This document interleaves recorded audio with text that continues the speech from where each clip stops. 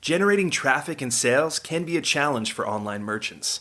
But selling on the Walmart Marketplace puts your products in front of millions of customers who shop on Walmart.com. And right now, sellers who join Walmart Marketplace can save up to 50% on referral and fulfillment fees for the first 90 days. So get started today. Head over to marketplace.walmart.com/savings. That's marketplace.walmart.com/savings. Welcome to E-Commerce Conversations, a podcast by Practical E-Commerce. What's going on, Internet? Eric Van Holz here, back again with another E-Commerce Conversations. Hope all's going well on the other side of the Internet. On the other side of me here in Austin, Texas, Will Roman with Chisos. Howdy, howdy. Did I say it right? That's close. I like it. Chisos boots out like the mountains out in West Texas. West Texas. Where is that's by El Paso, or It's in the West, yeah. It's a big state, you know? It's like 8 hours from Austin, maybe 4.5 hours south of El Paso. Okay. So it's way out there. Did you go there? Is that where you got the inspiration for the name, or? Yes and yes. I have been going out to the Chisos Mountains for over a decade. It's kind of where I go to recharge and get out of the city. And I was out in West Texas when I started down this rabbit hole. Oh, sweet. Now, Chisos, is it Chisos.com or ChisosBoots.com? Chisos.com. Wow. Yeah, How expensive was that? Not much. So originally it was going to be really a lot. I looked it up, and you're getting started. We're bootstrapped, and so we didn't have a bunch of VC money to throw at things like domain names. So I actually reached out to the owners and was like, "Hey, how much for this?" And they were like, way too much money. Yeah. I was like, "Well, let me check with the wife." And so then I would get on the phone with them, and I would put on an accent, and I'm like, "This is a lot for a hobby site. You had this for a long time." And they'd be like, "Well, it's going to be this much." And it was about 6 weeks, and I got it for 10% of what they were originally asking. Oh, wow. Nice. But it's still pretty expensive. No. Oh, okay. I guess this is a business audience. We paid $900 for it, and they wanted almost $10,000 at the beginning. But even $10,000, I feel like, is a great price for it. I probably would have paid that, but, I'm so glad I didn't. Did you give him a pair of shoes? No, this is before we even had any of that. This is before we were a business. This is way back in the day. Well, that is a lot of money then. Like, if you don't have a business. Yeah, no, this was an idea, and I had the name almost immediately. Yeah. So going out and spending $10,000 on just a whim is not something I would do lightly. Yeah. Do people resonate with the name? Do they know what it stands for? We have huge fans of the Chisos Mountains that are connected to the boots. Yeah. It's a special place. You haven't been out there? Well, I've been as far as Marfa. Okay. You went to the hipster. The hipster, yeah. Well, I mean, look at me. So it's, I could wax poetic forever, so I won't. But the Chisos are so unique because the Big Bend National Park in West Texas is, 800,000 acres plus of high desert right on the border with Mexico. All the things that come along with the border are all happening there as well. Okay. And then the middle of it is this mountain range that's fully encapsulated in the park. And when you're in the mountains, it feels like you're in Colorado. It looks like you're in Colorado. Yeah. And yet... are there pine trees and stuff? There's pine trees. No way, really? Yes. In West Texas. In West Texas. But it smells a little different. It sounds a little different. And it's this very odd, ethereal... You just have to go. Okay. Yeah, I'll go. So, I know Joshua Tree has this kind of vibe to it. Yes. Have you been to Joshua Tree? I have. It's very different than Joshua Tree. Okay. Joshua Tree is its own thing as well. Yeah. Right. It's one of those places you have to go to. And I think the Chisos Mountains have a similar majesty of contrast. Yeah. So you get this idea for Chisos. You always knew it was going to be boots? Yeah. So the origin of it is that I've worn boots my whole life. I'm a Texan. And in my 20s, I had a motorcycle accident. I had a couple of motorcycle accidents, but I had a bad one, and it messed up my back. And so wearing boots was painful, but we're stubborn in this state, right, as most people know. And so I would wear them anyway. And I was out in West Texas one day, looking down at my feet, end of a long day, my back is killing me. And I just had those famous last words like, how hard could it be? And so I originally wasn't like I'm going to start a business. It was just I really wanted a comfortable pair of boots. And I used to put inserts in them and they were goofy from Walmart and all sorts of buy boots too big. And so I started cutting open boots. I cut open my own collection to see how they were made. And then I got a lot smarter. I was like, why don't I go to Goodwill and cut open their boots? This is becoming very expensive. But bought books at half-price books and Googled, and then started finding all the bootmakers in Texas, and made my way down to Mexico and actually lived down there for 3 to 4 months learning the process. And anyway, I just ended up on this, like I said, it's a rabbit hole. You don't, it wasn't like I started out with this idea. It was, I need to solve this for myself. But the interesting thing is when I started, I started to make a comfortable boot. I want to solve the back problems. You used to have to go buy like a boot that's basically a tennis shoe made in China versus a handmade boot, a really nice boot. Right. Well, when I started cutting open these other boots, I started finding out that those supposedly handmade boots were starting to use plastics. Oh, really? Starting to cut corners. It's kind of like Gibson in the 80s, right? Where like they just skated on their good name. They get acquired by a PE company and they're like, let's just cut the quality and no one will find out. And that's what's happening in the boot world. So ended up with this really comfortable, handmade, high-end cowboy boot that you can actually go out and work in and beat the shit out of it and then, brush it off and go to dinner with a lady. Yeah. I mean, this is a different company. I'm wearing some White's boots. It's out of Spokane, where I'm from. And it's the same thing. They just got like 4 layers of like leather on the bottom. And like it just breaks in to your foot. And it's just, while it's not like your typical foam or whatever, your tennis shoe, right? Your tennis shoe boot. Yep. But it's a high quality material that makes it much more comfortable. I assume.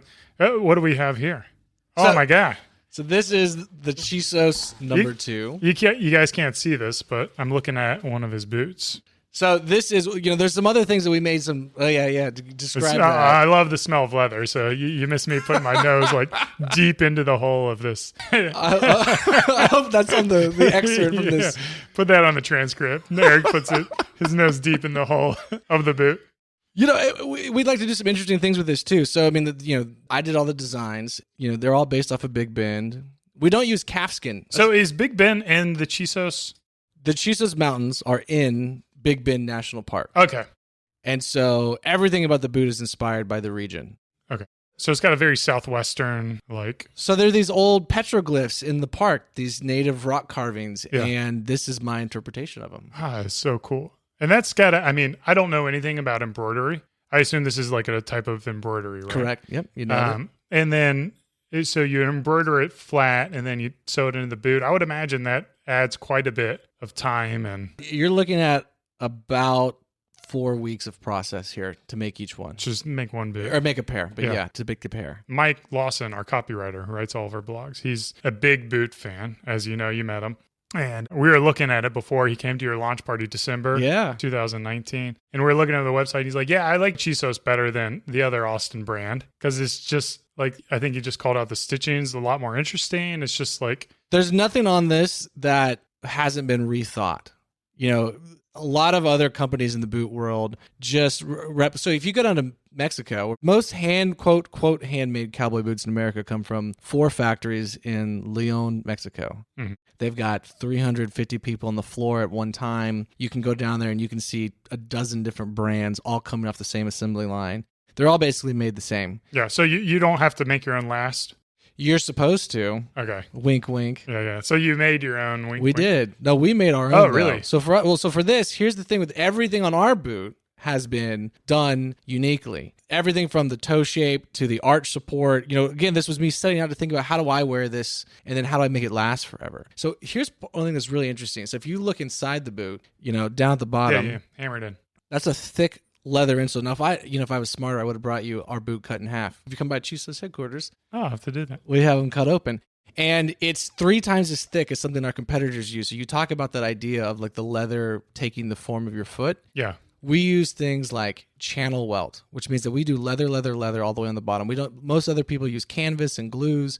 But what we did is we did bring in this idea of modern cushion. Orthotics, yeah. And so we have 4 different materials. This took an immense amount of effort to come up with. We're the only ones that have this combination, and it's all leather topped. Yeah. But because of the way we designed the boot, everything had to be restructured to accommodate this so it fits. Yeah. It also then... Because this has got to be like 3/4 of an inch or... It's around there. We do everything in the metric system. Oh, sorry. But but the insole, the leathers of the actual sewn in insole take your shape of your foot even through this. And that's one of the biggest things that we had to come up with is that other companies Everything's made on some big machine, and there's no leather parts that are taking that old school form of your foot, so it gets more comfortable over time. And we're the only ones who brought both together. So the other thing that's interesting about this insert is you guys are still a bootstrap small company. Absolutely. And I look at this insert, and in my brain, I think, okay, there's Chisos boots on it.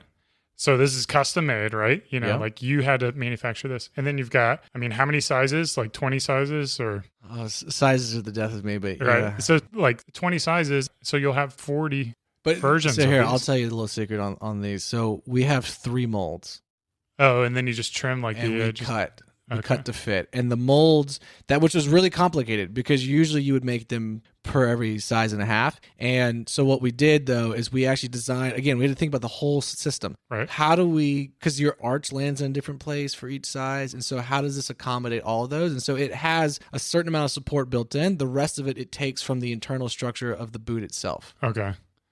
Yeah, that's But here's a funny thing with this, though. So people are always, they love our insoles. And they're like, just make thousands of them. So just get in the game of insole. well, here's the thing that you think about, like Nike goes and makes an insole, right? Yeah. It's all made on machines. When they can just run them out. But if it's raining outdoors, that changes the barometric pressure, which means that the curing temperatures and timing of things changes. And so if you're a big company, the machine does all that, right? Right. I have a big vat of goo, and we pour it into the mold and clamp it shut and then, attach everything and then cut these things out. And so if we need to adjust for the pressure, we just go, done. It's very artisanal. I'm pleased that you think it looks, has a certain quality to it, that we work really, really hard to do that. And even these are done by hand. Yeah. Well, that's beautiful. So it's cool to hear like how product oriented you are, how product, focused you are. And it wasn't like you just saw an opportunity for, cowboy boots on the marketplace and you just figured out how to make them. We actually kind of do the opposite of what everyone's doing these days, which is the movement is plastics, canvas, outsource as much as possible, make it cheap. People want a cheap boot, and then when they wear it out, they throw it away. I made something that you should have for the next decade or two of your life at least. Your family should have, right? Yeah, I mean, this is something you can give to your kids. I mean, the way normal people will wear these, this is something that your grandkid will get handed down, which is a terrible business model.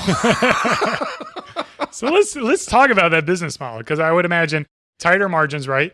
The box for these are giant.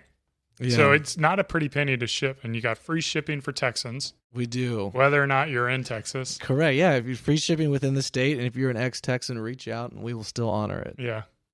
You gotta have fun with it. So, I mean, I assume the numbers work out, right? Like They do. because your price is pretty competitive too. Because these boots, like I would imagine equivalent ones go for, $1,000. Yeah, there's a big. This is another big thing about the cowboy boot world, is that the pricing isn't transparent. Yeah. And you're right, though. We have a lot of converts from people that are paying $900, $1,000 for their cowboy boots. We also have a lot of converts come from people who are buying cheaper boots and then realize their mistake. Well, they say you buy once or buy twice. Yeah, there's a great saying about like I'm going to butcher it, but the thrill of a cheap price fades very quickly into the regret of low quality. Yeah. So that's where you guys are. We also kind of talked about, speaking of product, here in Texas, it gets hot. You don't always want to wear cowboy boots. And on the days that you don't wear cowboy boots, somebody recognizes you. Yeah. I'm wearing boots, 28 days out of the month, if I go work out or something, sometimes I still wear them. But I guaranteed someone will approach me on the one time that I'm not. How do you, you've got 5 boots now. Correct. That's plus some color variations. Yeah. Oh, you do. So your SKU count's getting up there with sizing. Yes. Like, how do you keep everything in stock? Are you able to just be lean? Let's walk through your operations a little bit. If you're open. I'm open to it. Which is another thing about just kind of our approach is that, like, number one, rising tide lifts all boats. Yeah. And that what's the point of doing this if you're not doing it in community? Well, do you copyright this design? Our toe bug, is very unique. It's like a Thunderbird. It's very close to a Thunderbird. It looks like a Thunderbird. It's actually based on, it's a falcon. Okay. Big Ben has peregrine falcons, which are the fastest Yeah. animal on the planet. They're incredible. So, there's a de facto copyright that applies by creating and producing. There's a question of, can you trademark different things? I think the number one thing when it comes to this world is becoming known for something. We've already had a competitor is attempting to copy some of the things that we're doing. But, you know, honestly, I'm just not worried about it. You know, I'm not setting out to be $1 billion business. I'm setting out to build a community, and the people are wild about it. Yeah. But anyway, I could go on and talk about that. Well, so let's talk about the future. I love talking about the future. So it's an exciting place, the future. You got Chisos.com. Yes. You're not married to boots. Does that mean you guys, like, I see a Chisos water koozie, and I saw your wallet had Chisos on it as well. Yeah. Are those like in the works, or? Those are all things that we're adding. So is it becoming a lifestyle brand? And if so, like, what is that lifestyle? Yes, it started. I think that it started there. I think that having a better product is table stakes. You know, we've innovated. Well, I hate that word. Whatever. We created something new, and we created what we. I have the luxury of that. The customer is me. I just make what I want, and I want things a certain way. And so the boots reflect that. I wanted a certain type of wallet. I couldn't find it on the market, so I made one, and those are coming out. Same thing with other items. But you know, Chisos represents a certain approach to life. We're hugely Texas centric. You know, we have on our, I'm holding up the boot here for the listeners, where our heel stamp on the bottom of our heels is the shape of Texas. It's not our logo. It's, you know, it's Texas. And Chisos gives, you know, a portion to everything we give to Texas land conservation. You know, we're pretty big on that, actually. You know, we want these wild places to keep existing, but the people that come to Chisos care about craft. You know, you could go and get something that was made easier and made quicker. You know, I had this great conversation with this community group forum thing on Facebook, and someone had called in and they were like, I want to make sure that I get a perfect pair. I don't want anything. I'm like, this is a handmade product. You know what I mean? You want that variation. You want a machine will make a perfect stitch every time, but a human won't. And you want that character and that level of craft. And this is the other big thing, is that people who buy these buy them to use them. Right, you want them to break in. They're not going to be perfect until they're covered in shit, you know, like, and you've got scars from that time you fell off, you know, your motorcycle, or you misstepped on that ledge. But, you know, they're a good tool, enables you to be a better person. And one of the things that's super awesome about boots is that people who wear boots is that it's almost like pulling on a uniform. There's this sense of responsibility that comes with wearing boots. You know, I mean, think about in Houston, and when Harvey came through and the guys driving trucks around in boats and trying to pull people out, you look around, people are wearing boots, you know, and that's the type of person that is drawn to Chisos. And it doesn't necessarily mean that they're a rancher. We got guys who work, you know, you work office city jobs, boys, city boys too, but like there's a certain approach to life. And I think that is what Chisos represents. And so customers have been practically demanding that we come out with more things, which we are, but we're doing it slowly. We're doing it intentionally with every piece that we come out with. Yeah. Will's on Twitter as well. I bring up Twitter a lot on this show. I love the Twitter. Don't tell anybody. I love the Twitter community. But I had a tweet recently about like generational wealth.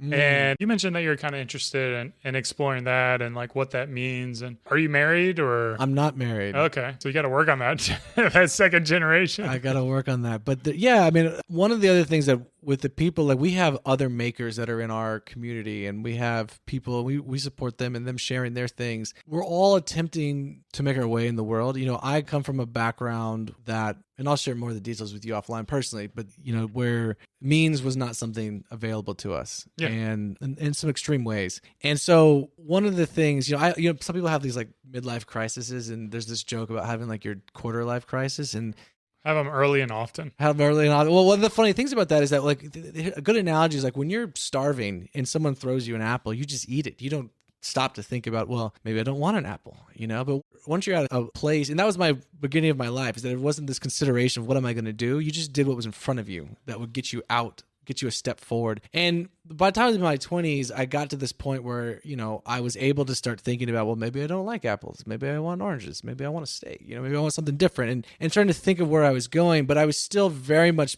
month-to-month type existence. And so there's this idea to me of exit velocity, of, you know, getting out of the Earth's gravitational pull is the hard part. Once you're out there, you know, little thrusters, you can move around and go where you want. And so I've been very, very focused on that exit velocity piece, but also in a way that continues on. That is what I want to do every day. Like Chisos is not, we're not building, this is not a build to sell. Right. This is the thing that I want to do for the rest of, what I can think forward. And the ways I'm building that into it are that it's community focused. We can introduce new products when we want to. You enjoy using the products. I think that's one of the biggest course. things about building a business is when you enjoy the products, it just makes it so much more fun. Of Like course. you just You don't have want to. And it took me a while to learn that. Yeah. Well, it took me a I while. don't think you have to. I think there are people who do love the business, right? Sure. And maybe not the product they're selling, but it makes it a lot more fun when you can use all the things that you're selling.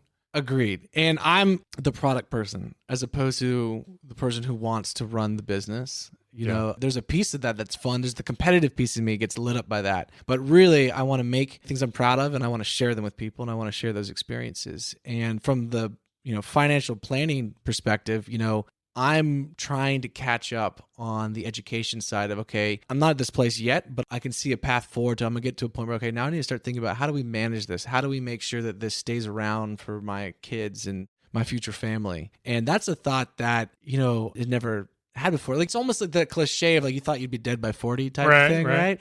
I think I honestly just in the back of my mind was like, yeah, I'm just not going to be around that long. So like the whole like compounding interest and blah, blah, it never sank in. I wasn't brought up with that type of thinking. And now you got me going. So you'll have to cut off this mic in a minute. But there is this thing that I think is interesting about a lot of the wealth management that is taught, or not really taught, it's yelled down at people from a certain class, is exactly that. It's wealth management. And we look up going, what wealth are you talking about? Yeah.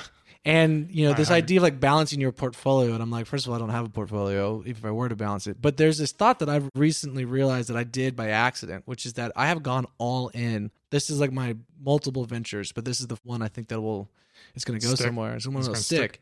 Is that every time I've gone all in, and the way to create wealth is you have to take these big bets. Yeah. And you might strike out, but if you hit it, you've gotten somewhere. Whereas if you put, 5% in, it doesn't matter if it's a home run, you're only going 5% around the bases.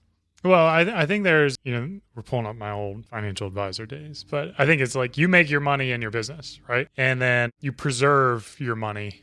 Wealth preservation is kind of how I look at it. So it's like a way to just make sure that it continues for multiple generations. Well, and when the thing that from my side is that people would attempt to tell me maybe the wealth preservation side of things, but I didn't apply to me because I didn't have any wealth to preserve. And so I kind of threw the baby out with the bathwater in terms of good practices in general. And, you got to grow up sometime.